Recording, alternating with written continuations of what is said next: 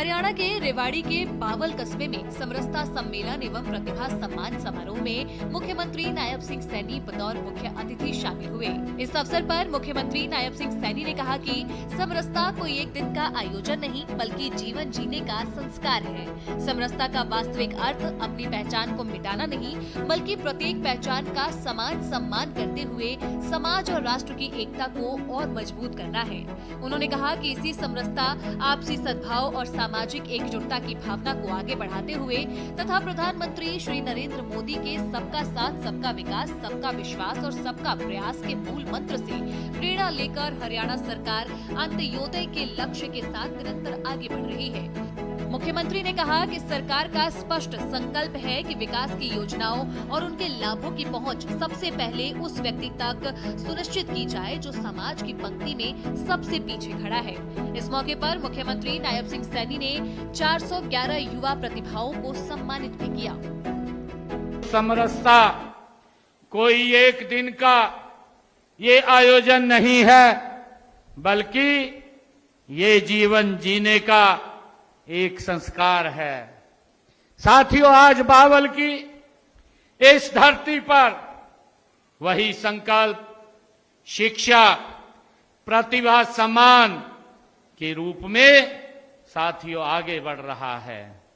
मुझे खुशी है किसी समाज की सच्ची प्रतिभा तब है जब गरीब का बच्चा भी पढ़े और साथियों बड़े सपने देखे और उन्हें पूरा करने का अवसर मिले। मुख्यमंत्री नायब सिंह सैनी ने कहा कि सरकार का प्रयास है कि आर्थिक अभाव किसी बच्चे के सपनों में बाधा न बने।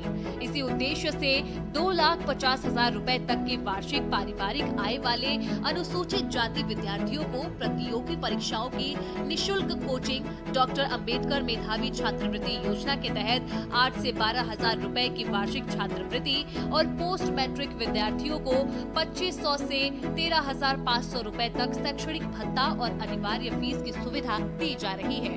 9वीं 10वीं के विद्यार्थियों को 3,500 रुपए और छात्रावास में रहने वालों को 7,000 रुपए वार्षिक छात्रवृत्ति दी जाती है।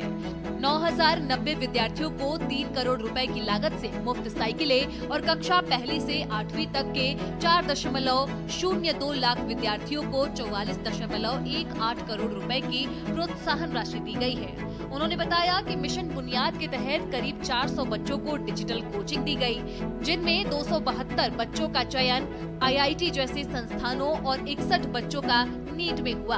उन्होंने कहा कि प्रतिभाओं को मंच मिलता है तो वे अपना प्रभाव अवश्य दिखाती है।